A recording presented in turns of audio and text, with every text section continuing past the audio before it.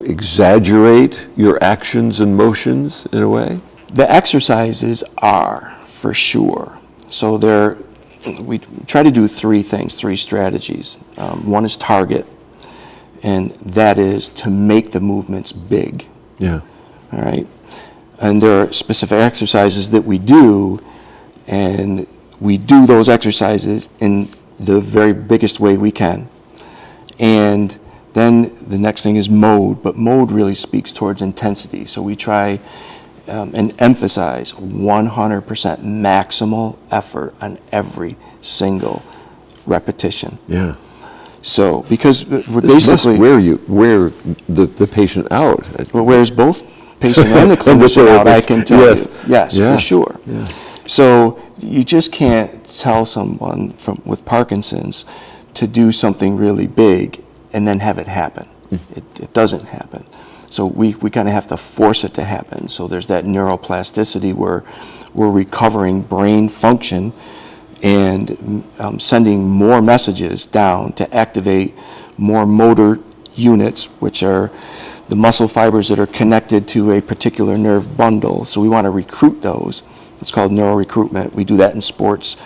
We do that period, yeah. But I mean, that's a strategy in Parkinson's also, because the more muscle fibers we have working, the more action potential there is. Right. Yeah. Right. So that's for sure what we try to do. And at the same time, we really try to recalibrate the patient's brain to scale back up, to recognize that these movements are really small and the ones that we're trying to do are really much more normal. Yeah. And and that's some of the statements that patients have said is like, I had no idea that I was moving so slow, or I was taking such small steps, or I didn't move. Yeah. Mm-hmm. So there's target and mode, and then calibration. Oh, calibration. Yeah, those are like the three things that we really try to target in every single session. Yeah, it's really odd. On the way over here for the recording of the program, I stopped at the doctor's office to have a blood test, and on the screen from CNN Medical or something was an interview with a man with Parkinson's, and I thought, well, I better watch this carefully to get me ready for this program, and this was about his musicianship, that he has quite a tremor. The whole body is moving back and forth, but he's really concentrating on that keyboard, and he's still playing music and wants to play that music for as long as he possibly can as a former musician or a musician. And he still has a wonderful voice as he sang, but he also knows by putting this effort into it, it's part of his strategy to keep strong. Absolutely. The phrase use it or lose it is true. Yeah. And that's a global statement. It's just much more true with Parkinson's. Right. No pain, no gain is only true on occasion. So, for the people that are telling you no pain, no gain, you'll shy away from those people. Yes, right. So when folks first come to you, you're at Good Shepherd, so you're working with that community there, or the three communities there. You have to assess where they are in the disease, and chances are before they've come to Good Shepherd or to any senior living facility, they've already been probably taken care of by their physician. They're probably already on the road. So you're getting folks, though, who now are in a community where day after day after day they can come and see you quite readily. What about somebody who's living independently? How important is it? Well, I hate it when people ask that question, because it's like, what are you going to say? Well, it's not important at all. Let me rephrase it.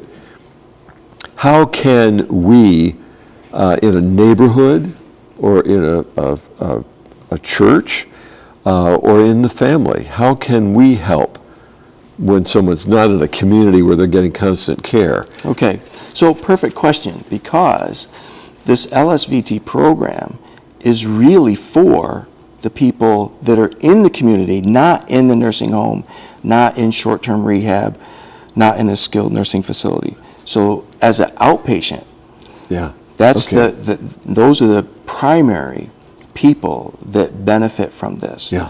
And it's a very, very intense program. It's 30 days long. Right. It's 4 days consecutively for 4 weeks. 1 hour, Yep. one-on-one with a certified therapist. That's the only people that can provide this are, for the loud, the certified LSVT, speech therapist, or for the big, the certified physical therapist or occupational therapist, specifically in this LSVT programming. It can't come from your physician or a nurse practitioner or a personal trainer or anything like that. And tell us again, LSVT has a person's name in it. Lee Silverman. Yeah, so this was I think she might have been the first patient. Oh. I think. So, instead of the originator of the program, the first one I think it was named after the first patient. Yeah. It's so important when we are, when we receive a prognosis of a disease, especially one that's not going to go away, one for which there isn't a cure, quote unquote, to keep a positive attitude and to think that this is not going to wear me down if I can help it. And so these are helping strategies that will help us not necessarily overcome it, but not be overcome by it, I guess. Well, exactly. It definitely slows the progression significantly. And not only does it slow the progression, I think this is a very important point, that a significant amount of function can be recovered. So this isn't just to put the brakes on and whatever you presented with is what you have, but we're going to try to slow it down. That's important. No, absolutely. Yeah. This is to reverse some of the things that a patient has lost. Whether it's the voice, whether it's the ability to walk, which is a very common. Right. So, for an example, normal walking speed, generally speaking, in the patient population that are living independently in the community is right around 1.2 meters per second. 0.8 meters per second is the threshold for disability. 0.5 meters per second is nursing home speed. So one patient presented with a gait speed that I think there was 0.35 meters per second.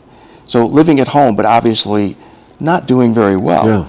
All right, that's very, very slow. So just to get up and go from the living room and go to the kitchen to get something to drink, they're going to be very reluctant to do that because it's very taxing. It takes a long time. But the end result with them was a gait speed of 1.17. So that's basically clinically insignificant from 1.2. That's normal walking speed. Right. So that's a tremendous change. I mean, that is absolutely tremendous. And that recovery of these things that you thought you had lost forever it makes so much makes you stronger psychologically. Well, absolutely. Absolutely, because they get to do the things that they couldn't do before. And my opinion, one of the beautiful things about it is these aren't just numbers on a scale. Like if you have a pain scale, you know how that can be just left up to interpretation. When we take measures that are based on research for human performance, when that patient does their test, they can't fake a higher performance. The clinician can't say, well, your balance looks better now. There's no fudging here. Exactly. So that's real. And yes, they can see that. There's no faking that. So that's they know that they're taking that home. They're not just taking numbers that they got a good score. So there's a website, Parkinsons.org, so you can learn more about it. Our guest today has been Dr. Lane Duger, Director of Rehabilitation at Good Shepherd Communities. And thank you so much, not only for being here, but for the work that you do to help people. Oh, it's my pleasure. I really appreciate the opportunity. I'm Jeff Kellam, hoping that in the coming week you'll be gentle with people and, of course, with yourself. Our thanks to Channel 12, WBNG TV, and WNBF Radio for helping us encounter our guests week by week.